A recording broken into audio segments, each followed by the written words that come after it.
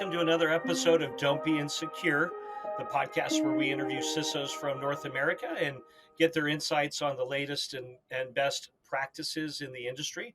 We're really excited to bring you our next guest, but before I do, let me introduce you to myself.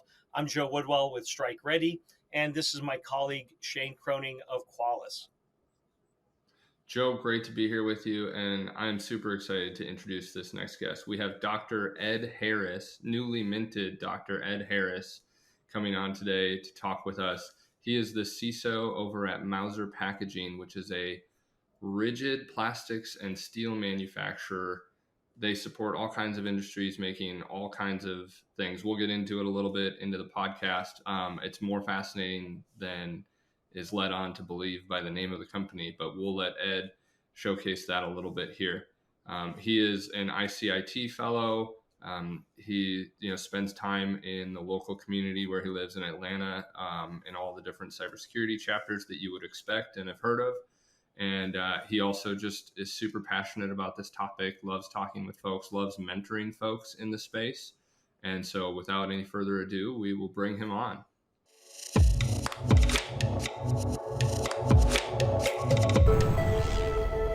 Unknown assets are hiding throughout the modern attack surface. In fact, the average organization is blind to 38% of their cyber assets. Not only are there gaps in asset coverage, but organizations are piecing together asset inventory and cyber risk context from multiple solutions. An external scanning tool that provides stale data from a snapshot.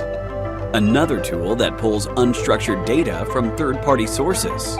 And a CMDB riddled with missing asset records. The result is a cybersecurity foundation full of visibility gaps and extra noise. Introducing Qualys Cybersecurity Asset Management 3.0 with expanded discovery and cyber risk assessment.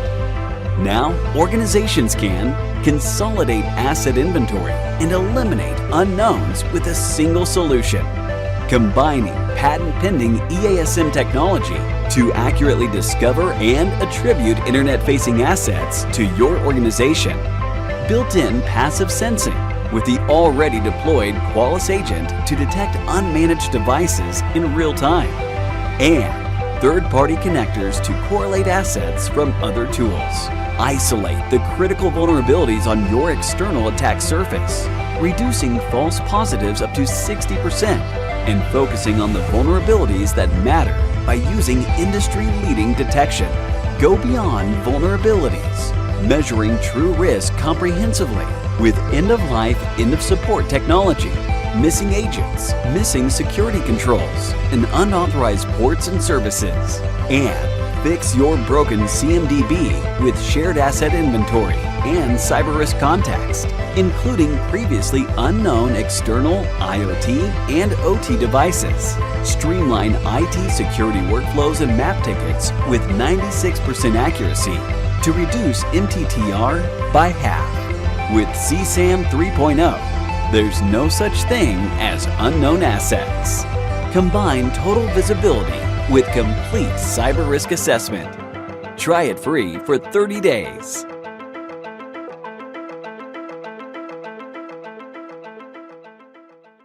All right. Well, a great welcome to the newly minted Dr. Ed Harris, Director of Information Security, kind of CISO role over at Mauser Packaging. Dr. Ed, thank you so much for joining us today. Thank you for having me. Yeah, you bet. We're excited for this conversation. We've got some fun kind of current topics around cybersecurity to chat with you about today. But if you don't mind, kind of give us your less than 5 minute, who is Dr. Ed Harris, your little self-introduction, if you will. Gosh, holy cow. So in the beginning, God created the heaven and the earth, and then lots of mistakes were made, and I ended up as a CISO in Atlanta, Georgia. The fun side of this, I've been in cyber since the beginning, before we started calling it cyber, when it was really network security and network administration and account security and PC security. And so I've been in this industry for 31 years this year. Been a professional speaker for 28 of those years. recently just acquired my doctorate in the last, I'm about a month and a week, 5 weeks into the Dr. Harris role now. There you go. I started my undergrad in 1987, finished in 91, got my master's right after that, went 25 years and said, you know what, I'm a little bored in the evenings. I probably should find something to keep me busy. And so I got accepted to grad school. 2 weeks into grad school, COVID hits. So in the last 4 years, COVID has come and gone. The economy's changed. We've changed presidents. We've got some all kinds of things that are a little bit different about the world now. And now here I am. All right, awesome. And so do you still in your desk, do you have, I'm blanking on the name of the tool, but like the crimper to put the Cat5 cables together in the networking closet that you spoke of? Sure I do. I've All even right, got a fiber optic crimper as well. there you go. And recently I found some old BNC connectors. All right. Yeah. But Well, you're not a nerd. You're not a nerd unless you've got Fluke Networks fiber testing tools. so I don't have that anymore, but that was definitely part of my arsenal back in the day. Are those things still crazy expensive? When I bought my first one, it was about $5,000, and I justified it by saying, listen, I've got a lot of fiber to cut, and you can either buy me a $5,000 tool or, buy me a $30,000 employee, low end, somebody to help me, cut and splice fiber and run it throughout the facility. And they're like going, oh, $5,000 it is. Yeah, they are arguably invaluable, but I just like for what the technology is, it doesn't seem like it should be that expensive. Well, I mean, when you think about it, a fiber optic tester, you're talking about shooting light through a strand of glass, but you're also measuring the latency, the impedance, cracks in the glass. The glass could be great all the way through the cable, but not be polished properly at the end, and you've got all sorts of noise, and so there's you've got to have a polishing kit because you have to be able to polish that glass right at the very end to make sure that fiber optic connection is crystal clear. And then you are talking about shooting data at the speed of light across long distances. It's super simple. I don't know what you're talking about. Yeah, it's easy stuff. I mean, I don't know why people don't get it. Okay, so I've already made a determination that you are not a business CISO. You are a technical CISO. Would I be wrong? Yes. Yeah. You are not wrong. I came up in the SOC world. I remember back in the day, we were leaving the Windows 3.11 for work groups. We were getting into Windows 95, and Novell was like really the stink on the stick. And I'm like, oh man, I can't wait. I'm going to be a CNE, and I got my CNA right away. And then Microsoft comes out and says, you know what? We can do this easier. It doesn't need to be this hard. And so they come out with, these cool networking tools. Everything's point and click, got a pretty GUI. Everybody's managing the networks now. And Novell who? I mean, so where did that go? Because not only did they died fast on the vine. Hard. Yeah. So, yeah, really, really interesting. That's crazy. So, Dr. Ed, on that note of like, what type of CISO are you a little bit? It's interesting. You work at Mauser Packaging, and correct me if I'm wrong, but the big focus for you guys is like rigid plastics and then steel, right? You make. Yeah. So we're rigid packaging manufacturer. And so what that means, we make things as small as butter tubs. We make 55-gallon drums. We make things called IBCs, which it's an acronym short for intermediate bulk container. So imagine a 275-gallon milk jug on a pallet wrapped in rebar. You're big white containers, and so those are on some, we market those to a lot of different industries, primarily agriculture. Your big combine pulls up, they load some of their pesticides or fertilizers on the back, and they'll go out and spread out across the field 275 gallons and come in and load up the next pallet and keep going. But we also make 55-gallon drums. We make paint buckets. If you go to Lowe's Home Improvements and you buy a a 5-gallon Lowe's branded bucket or Home Depot, the orange branded bucket. We make both of those for both of those companies. If you buy a gallon of paint, Behr, Glidden, Sherwin-Williams, the manufacturer's immaterial, but it's either the metal gallon with the tap on top or the pourable plastic. We make those. We make a lot of hard, rigid packaging in which other companies use our systems to deliver their goods. If you buy something with an aerosol can, spray paint, Raid insect repellent, Lysol, we make aerosol cans. So all of the things that we all take for granted every day, right? Like everyone think, oh yeah, plastic bucket, whatever, that's fine. Sure. I got 5 of those in my garage. Yeah. And I'm not trying to put words in your mouth or words in Mauser Packaging's mouth, but my perspective of that industry, that world, and my dad worked at a flexible packaging company, so I have some insight into this. But my perspective is they don't focus on things like technology and cybersecurity from a business standpoint. I know there's tons of tech that goes into actually making those products, sure. But so my question for you is, how do you make sure that you make cybersecurity important and relevant to the business?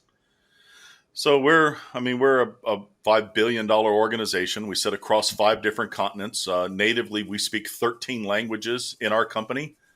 So we're literally everywhere on the planet, just about.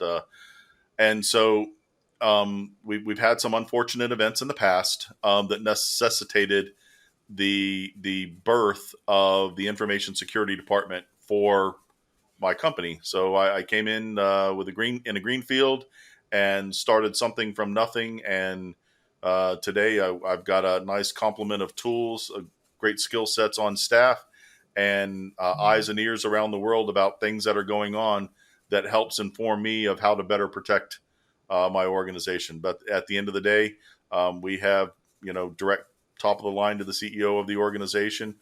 We talk with our business units about the things that are important. And because we're a manufacturing company, I also have direct line of contact with all of our engineering staff, because we have a rather large IoT network. And so I need my engineers to be informed of cyber threats against the controllers and the PLCs and the SCADA devices that they are responsible for. And so I make sure that I've got a regular communication with them about what the current threats are, what are the vulnerable systems. And we might not run all of the vulnerable systems, but at least my engineering staff is well aware of it. Now we manufacture our own equipment. And so, our engineers know our systems inside and out. So tell me a little bit more about that. What do you mean you manufacture your own?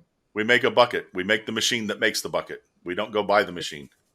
I had no idea. That's fascinating. We've got a rather substantial engineering staff. So if I could jump in on that, how much of that is kind of OT versus IT? And do you take a different approach with that environment than you would a traditional IT environment? So, I sit on a number of webcasts and podcasts from time to time talking about this very subject. Not too long ago, there was this big push for IT to OT convergence. We got to know what's going on. And thank God we pushed back and said, no, we are not going to bring the two networks together. So our OT environment is completely separate from our production environment. And I'm glad that that's the case, because at the end of the day, what value does it create for the IT staff to know what's going on in the IT world when that area is air-gapped? The only people in the OT network are the engineers. When they need to know what's going on, they have the ability to query their own machines. They sit in the OT network. They know what's running, how fast it's running. Does it need to run faster? Does it need to slow down because of whatever production runs or maintenance cycles and things of that nature? But they're very well aware of the equipment that they have because they built it, and it sits in a private network. So I don't worry about bad actors coming in. I can take a hit in my production network all day long, and it'll never affect my engineering environment, my manufacturing environment. Mm-hmm. Right. You're the second CISO. I spoke with one yesterday, and they said that's the approach that the CEO of their manufacturing businesses has dictated or required that if there's no value, we're not connecting it to the internet. Yeah. Well, So and so go ahead. no, I was going to ask you a different. I was going to kind of change gears, but go ahead and finish. Yeah. So, what value is it if the IT staff knows what's going on in the OT network? None. It doesn't create any value whatsoever. And so, do I want my IT staff patching my OT network? No, we're not. We're not good at patching OT. That's what engineers do. That's their world. And I don't want to. I don't want to come into the engineering world and step on any toes and and hurt anybody's feelings by saying, hey, listen, guys, we're going to take over your patching and your control from this point moving forward. That's what the engineers are there for. And so I don't want to insert myself in an area where IT is not proficient. Right. And we So we would run the risk of bringing the business down. right.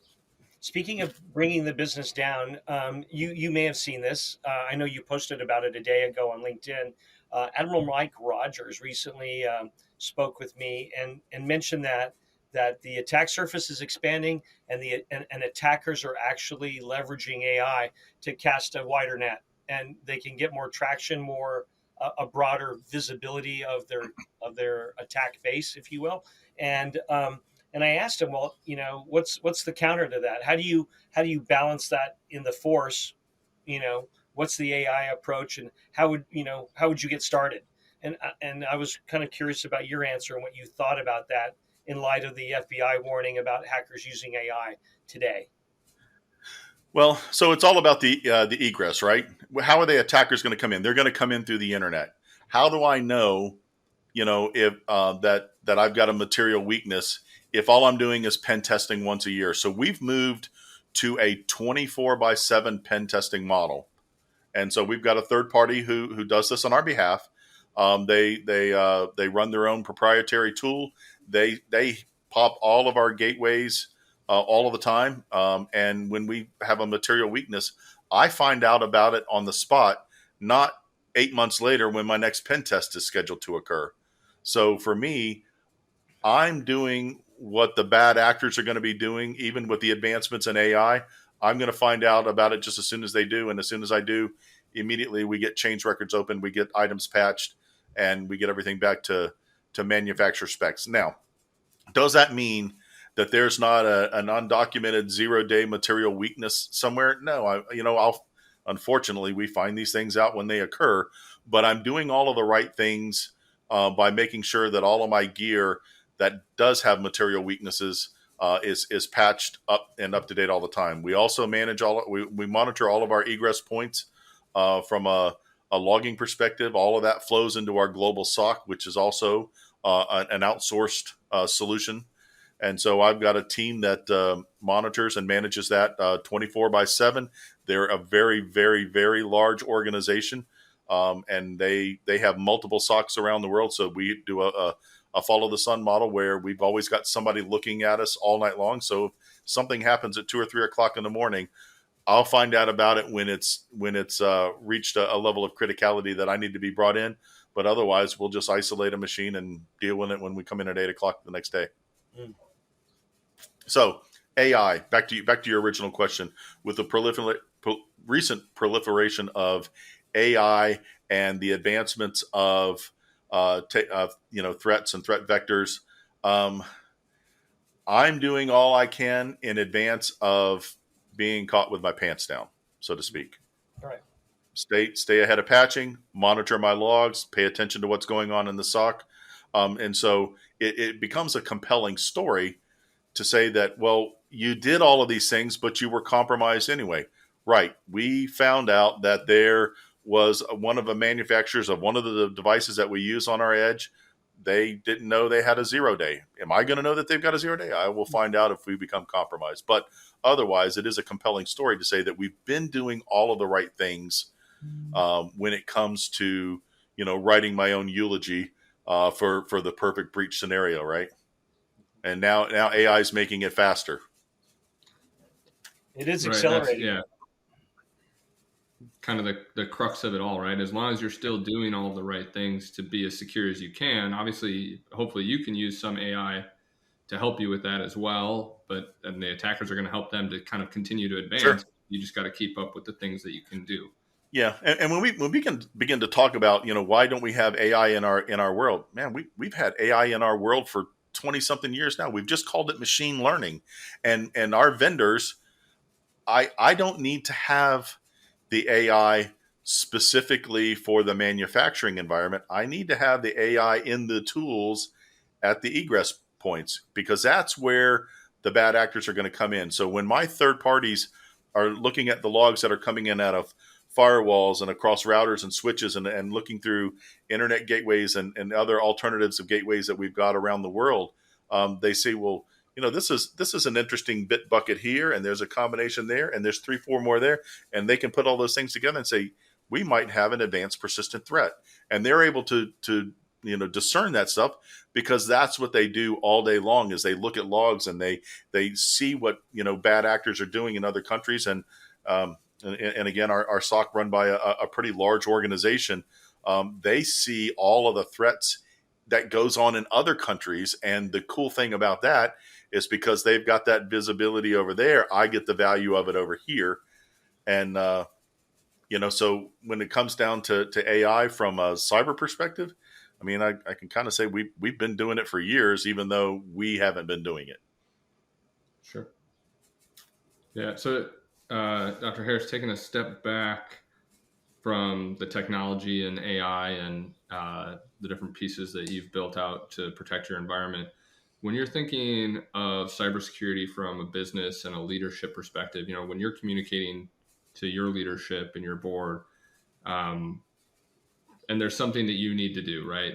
A major change in the environment, people, process, and technology. It's always changing. It's always improving. You've decided that you want to make some sort of major change, swap out all your firewalls, heaven forbid, whatever that looks like. Right. How do you effectively communicate that kind of stuff to your leadership so that they understand well enough, like, why you're making those changes to make the company more secure? So fortunately, I don't want to say we've got carte blanche to do whatever we want to do. We've got carte blanche to do what we need to do when the company is in peril. When the company's not in peril, but we want to take a good risk reducing step, and let's pick something fun like multi-factor authentication. Before we had MFA, we shared with the leaders of the company the value of understanding identity, and they're like, okay, well, we're still making buckets, but we've got to understand identity. And it's like, yeah, we need to understand the people that are logging into our network.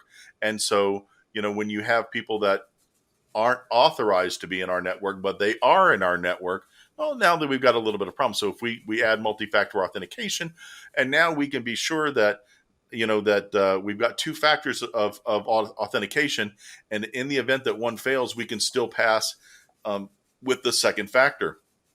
And it became more prevalent when we were filling out applications for cyber insurance. They're like, do you have antivirus on the PC? Are you sending your logs to the firewall? Are you rotating passwords every 90 days? And oh, by the way, are you doing MFA? Because if you're not doing MFA, you're not getting cyber insurance. And so, we try to help communicate to our executive leadership team not only the value of the risk mitigating strategy that we're looking to put into place, but there are also real business effects of operating when we don't mitigate certain types of risk. Yeah, what other dominoes could fall? Sure, like not being able absolutely. to have cyber insurance, Right? Big one. Yeah, and speaking of cyber insurance, I mean, that's really it's such a new industry. Insurance companies are trying to figure out still how to be profitable and collect the insurance premiums, but not pay out so much. Keep in mind, insurance companies are in the business of making money. And so, the first year that they started offering cyber insurance and these, ransomware events began to hit, these insurance companies were taking a bath paying out. And they realized, wow, wait a second, we're not asking our clients of enough questions to understand what their risk profile looks like, to see if they are even, worthy of even a low end policy. And we're big enough to be self-insured, but we still carry cyber insurance because it also looks good on the books. We're credit worthy. We've got good security controls into place, and again becomes a compelling story for the success of the organization over time, and our lack of being a successful target and ending up a headline in a newspaper somewhere. So companies are getting a little bit better at asking questions. Right.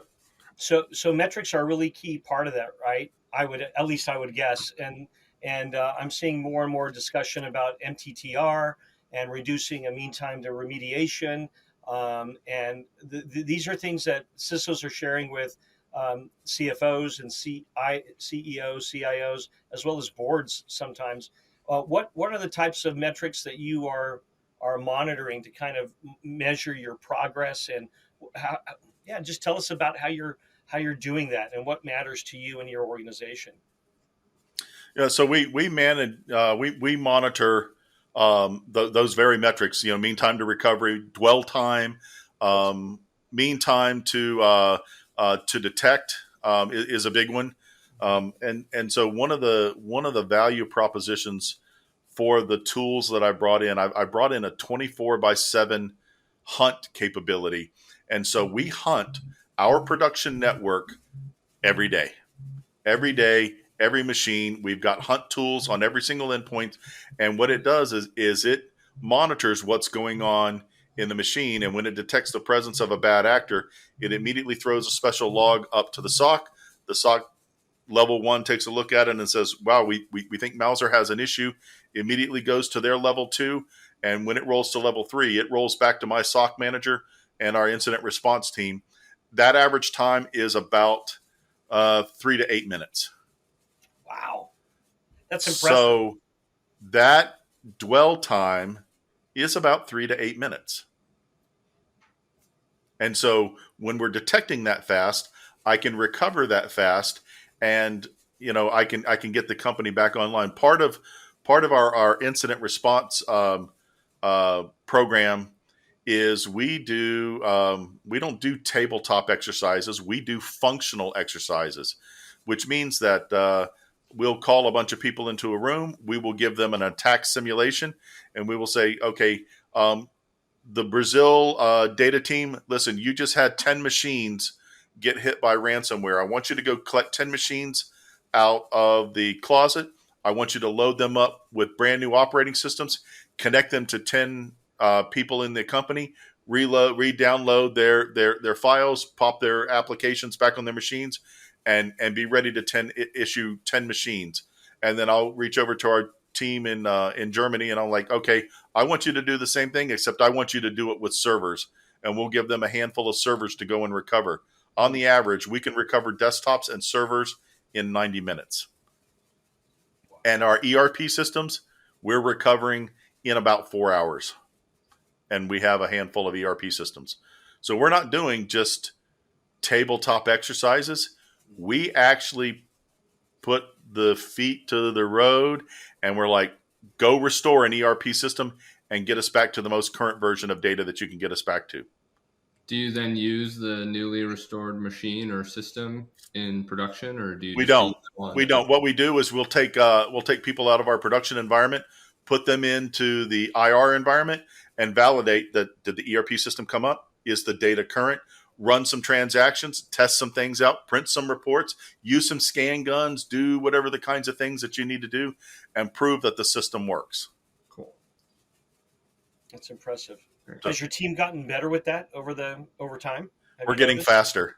Yeah. We tried it last year, and we pulled it out in 5.5, 6 hours. This year we did it in 4. So yeah, and part of that is our lessons learned. What didn't go well in the restoration of an ERP system or of a server? And they're like, well, we missed a subnet that we should have included because it had some printers on it that we couldn't get access to. Okay, let's go put that in the SOP for failing over, and we'll make sure that we hit that again. And they're like, yeah. And we also found out that some handhelds didn't work. It's not that the handheld didn't work. It's the wireless access point that the handheld connected through. So we should have added the subnet associated with those access points up in the ceiling.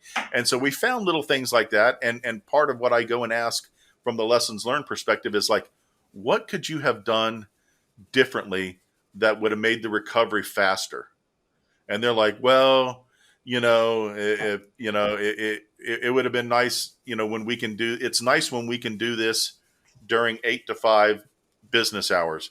Man, we're a company that sits in every time zone. If you got to go do this at 3:00 in the morning, how are you going to feel? Well, you know what? It probably would be good if we had a pot of coffee nearby. And I'm like, okay, that's not unreasonable. Get some Red Bulls, get some 5-hour energies, and we'll try to make sure that all the proper teams are staffed. But let's see, there was one other point that I wanted to bring up from that. That was about improvements. Yeah, we were talking about faster, better, more complete, failing over. And this is failing over to, because we have 6 data centers around the world. And so we fail over from our primary to our secondary data centers in each of our big geographic regions. One of the things that's a real saving grace for us is that we air gap our backups. We take a backup. You back up our ERP systems to a primary backup capability, and once we've tested clear all week long, successful backups, no ransomware, good recoveries, we take that and then back that machine up to another air-gapped system, so that we've got a completely air-gapped set of backups for our ERP systems as well. And then from a day-to-day operation standpoint, on kind of more of the security side of the house, what kind of metrics are you guys measuring to say, hey, is the team doing what we need to be doing to be successful? Are the tools that we've purchased to do some things for us actually running efficiently and doing what we need them to do? So our metrics include how are we doing in email? How many bad messages have we blocked? How many false positives have we had? And there will be false positives. Let's just be honest with ourselves. How many viruses did we stop? What was the volume of messages coming through in a given month? How are we looking from a patching perspective? How much did we patch on time? Did we and keep in mind, when you've got so many locations like we've got, imagine a bank with 500 branches around the country. The concept or the idea that you're going to patch everything on time it's a nice to have, but it would be unrealistic for you to expect that you're going to hit 100% all the time. I mean, I've got traveling salesmen that they get patched. They were getting patched once a month when they would come in the office, and it's like, well, this is not good enough. So we put a patching capability in our DMZ. So now we're able to patch our traveling salesmen as soon as they can hit a Starbucks. Bam, they're going to start getting patches and getting updated right on the spot. And so part of our metrics are how much of the organization did we get patched on time, understanding that we were always going to have stragglers. And so that really gives us a good healthy understanding of our level of risk. We also pay attention to our internal vulnerability scans, because we are all the time scanning and assessing all of our subnets. We know what our vulnerabilities are, where they are, what are the next things that we need to go and get patched and to reduce our risk posture.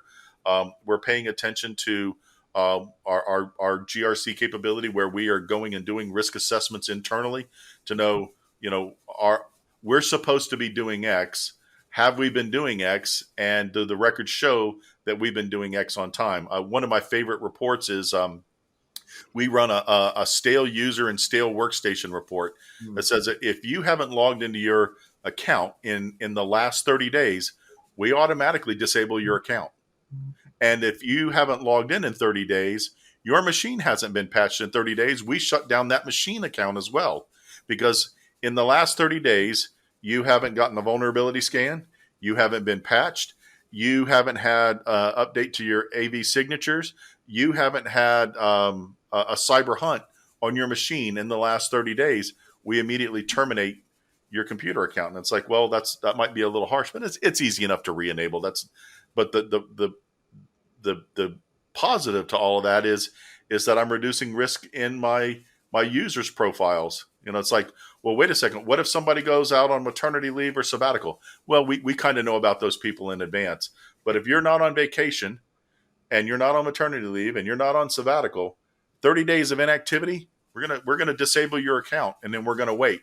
And if you don't come claim your account at 60 days, well, then we just purge your account. We take the licenses back and issue them to somebody else and move on after 60 days of no use whatsoever. And so those level of metrics also roll up to the board to see how well we're reducing risk in just the user population, the insider risk. We also take metrics from our SOC about dwell time, mean time to recovery, mean time to repair, things of that nature. So it's really healthy. This report that I put together on a monthly basis just to say how well we're doing. I got a question for you on that. It's related to that. How are you prioritizing assets, or are you prioritizing assets in a similar way that you've done with OT, saying, yeah, we don't need to do that over here? Or do you kind of take just a kind of a global macro view of your entire IT environment? No, we prioritize things that are the greatest risk to the business, which are everybody with a laptop, because that machine can leave the safety of being in an office. When you're sitting in an office, you're behind firewalls and IDS and IPS and all of that good stuff. But when you go out on the road, you've got bad actors that would just love to hit you while you're sitting at a Starbucks sipping on a coffee. And so we fortify our machines when they're out the door, but we've also made sure to prioritize them from a patching perspective. And so we set up a patching capability in our DMZ to make sure that when we have a patch that needs to go out from the manufacturer, that our roving machines can get the update. We also can adjust our security posture because our tools, all of our tools, with the exception of our vulnerability management program, they are all cloud-based. And so I can tweak the antivirus solution even if you're not on the production network. I just need you hitting an access point and hitting the internet somewhere, and it checks in, it gets a security posture update, and it adds a fine-tune or a tweak to your posture on your endpoint. So we focus on that first, everything else in the DMZ. And then once you're inside the confines of the company, we go after the big things: domain controllers, print servers, all of our ERP systems, things that everybody likes to hit. Because nobody really cares about the endpoints unless you're the secretary of the CEO, because there might be some cool stuff there. There might be some cool stuff in legal and the vice president of marketing and the VP of HR. So we fortify our endpoints for everybody that's a laptop user, because that has the propensity to get outside the confines of our real security posture, which is in our offices and in our plants. Right. Very cool. Awesome. Well, this has been great, Dr. Harris. Appreciate you being on. One last fun little question, then we'll give you a chance to kind of sign off here. But I saw that you recently posted about your son-in-law, correct me if I'm wrong, looking for a job in cybersecurity, and kind of led to the qualms of someone looking for entry-level roles in cyber. So how do you see that from your seat, both as a CISO and then as a father-in-law in today's world? Yeah, so and that's a great question, because a lot of college kids are asking this very question. How do I go out and get my first role in cyber? And I spoke to a group of master's students recently at a university here in the Atlanta, Georgia area, and they were like, "Well, we all want jobs," and I'm like, "Okay, so let's talk about what you've been doing for the last few years." And I said, "Some of you are going to be great in programming, some of you are going to be fantastic in hardware, but at the end of the day, you all have the same college degree, You've all got that same piece of paper with the same stamp on it. My question to you is, what have you done to differentiate yourself? Are you doing any internships? Go get an internship. If you don't have one, get 3 internships. Do one every single summer until you graduate. And if you can't manage to get an internship, find your local information security governing body in the town where you're at. They're in major towns across the country. Go align yourself with ISACA, ISC squared, and start going to some meetings. And if you can't find anything local, get yourself into groups in LinkedIn and start posting, start building your own personal brand, start following people, get some people to follow you. And because that becomes part of your personal resume. When I go out and I'm looking at these kids and they've all got the same degree from the same university, and they're like, well, I how do I differentiate myself? I'm going to go look at, what have you been doing while you were getting your degree? I've got this one young man. He was like, well, I tinker. And I'm like, okay, that's a little cryptic, but tell me more. He's like, okay, so in my basement, I've got a full network stack set up, and I've got a mini SAN and an AS, and I'm doing virtualization, and I'm pinging this box through this box, and I'm making it talk to those things, and I'm trying to figure out if I can make my blender talk to my microwave. And I'm like, now you're the one that I want to have, and then you defined a tinkerer for me. And so, and then he'll say, yeah. And when I learn all of this stuff, I go teach cyber safe online at the local elementary school. Now, see, that tells me that you've got passion and heart, and those are 2 things that I can't teach anybody. I can teach anybody network security and computer security, and I can teach anyone how to be, a cyber generalist. But man, I can't teach passion and heart. And if you're not bringing that with you, you're just like everybody else who just got a degree. So that's my go get. Great advice. Cool. Well, with that, Dr. Harris, this is kind of your opportunity at the end of the call. We like to allow all of our guests kind of the chance to just share a little bit about their world, what you're doing, what you're passionate about, maybe outside of Mauser, and if there's anything that you want to call out, events, sure, books, that sort of stuff, feel free. So I love watching the light bulb turn on. I like watching somebody who's learning something for the first time, and I love to watch their eyes light up when they get it. And with that, I speak at a lot of conferences. I love to go to conferences because I love to give my time back. I have been blessed. I am fortunate. I've got a lot of knowledge. I've worked in a lot of different industries, and I've learned a lot of things over time. And one of the things that I love more than anything else is to find a young person who says, you know what, will you just mentor me? Will you share, your how you got to where you're at? Why are you doing what you're doing? Why do you like chasing the bad guy every day? Tell me what it is about your world that just, makes you happy. And I love sharing, what I've learned, my background, and speaking at these conferences to watch the light bulbs go off in people. And I'm preparing a couple of talks right now. I've got a couple of speaking engagements coming up, some of them international, some of them here in the U.S. And that's my thing. I love giving back, even if it's an area where I'm not particularly strong in. That doesn't make any difference. I'd still have a lot of experience over time, just even if it's a cursory knowledge. And what I encourage young people to do, I said, you know what, get out and try some things. I'll tell you one interesting story. There was my wife and I used to we would judge the high school senior graduation projects. We were on that committee for the town that we lived in, and this one young lady, she came up and she started her presentation, and she wanted to be a veterinarian. And at the end of it, she decided she didn't want to be a veterinarian. And I asked her, I said, tell me your story. And she says, well, part of my senior project is I wanted to be a veterinarian. So I shadowed a vet all summer long. And And I said, well, what did that mean to you? She says, well, when I went into the veterinarian's office, I thought being a vet meant that I was going to play with puppies and kitties all day. And so I was in the kitty room, and one of the cats there made this really weird meow sound. So I went to get the doctor, and he came in, and the cat was in the middle of dying. And so she had to help the animal through the process that it was going through. And she says, what I learned out of that is that I don't want to be a veterinarian.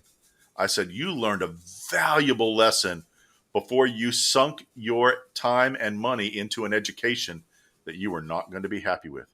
Go get an internship. Go practice being a DBA. You're probably not going to like it. I didn't like it. Go practice being a programmer. I loved being a programmer because it's kind of like being an artist. I created something from nothing. But what I really like to do, I like chasing bad guys around the planet. Man, that's what I call fun. Because the cool thing about information security, I never know what I'm going to do from one day to the next, and I love the diversity of my day. Because maybe one day I'm writing policy, maybe another day I'm writing a report, maybe the day after that I'm trying to figure out why this person in a country that historically attacks other countries is attacking Mauser. And I want to know what. And I want to know who. I want to know where. And when I can get his MAC address, then things start getting interesting. Awesome. Cool. Well, again, thanks so much for being on today. It's great to meet you and hang out with you. Absolutely. And we'll look forward to it. Thanks, guys.